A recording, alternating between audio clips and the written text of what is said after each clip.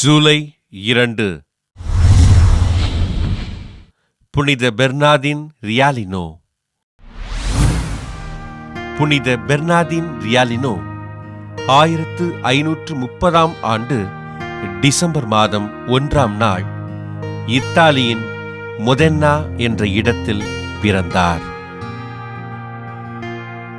அறிவும் ஞானமும் மிகுந்த புனித பெர்னார்டின் இத்தாலியின் பொலோக்னாவில் சட்டம் பயின்று முனைவர் பட்டம் பெற்றார்.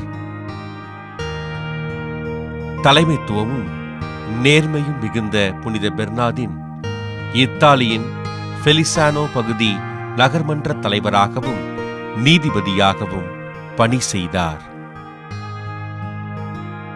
பலவிதமான உயர் பதவிகளை வகித்து புகழோடு விளங்கிய நம் புனிதர் நேபிள்ஸில் இயேசு சபை துறவிகள் மூலமாக தனது இறை அழைத்தலை உணர்ந்தார்.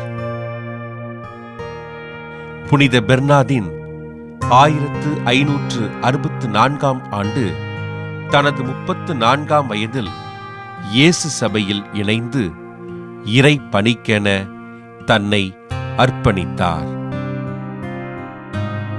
10 ஆண்டுகள் நேபிள்ஸில் இருந்த புனித பெர்னார்டின் நவ துறவற மாணவர்களை பாதுகாத்ததோடு மறைக்கல்வி கற்பிப்பது, நோயாளிகளை சந்திப்பது, சிறை கைதிகளை சந்திப்பது, ஏழைகளுக்கு உதவுவது என தன் பணியை அமைத்துக் கொண்டார்.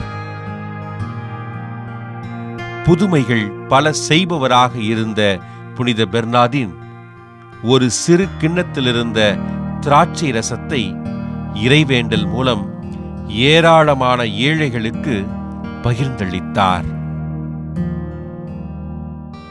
லீச்சே நகரின் பாதுகாவலரான பக்தி மிகுந்த புனித பெர்னார்டின் 1616 ஆண்டு ஜூலை மாதம் 2 நாள் இயேசுவின் பெயரையும் அன்னை மரியின் பெயரையும் உச்சரித்தபடியே அமைதியில் இறந்தார். புனித பெர்னார்டின் ரியாலினோவின் விழாவை கொண்டாடும் நாம் பதவியையும் புகழையும் வெறுத்தவர்களாய் ஏழைகளுக்கும் நோயாளிகளுக்கும் உதவி தேவைப்படுபவர்களுக்கும் பணிபுரிய முன்வருவோம்.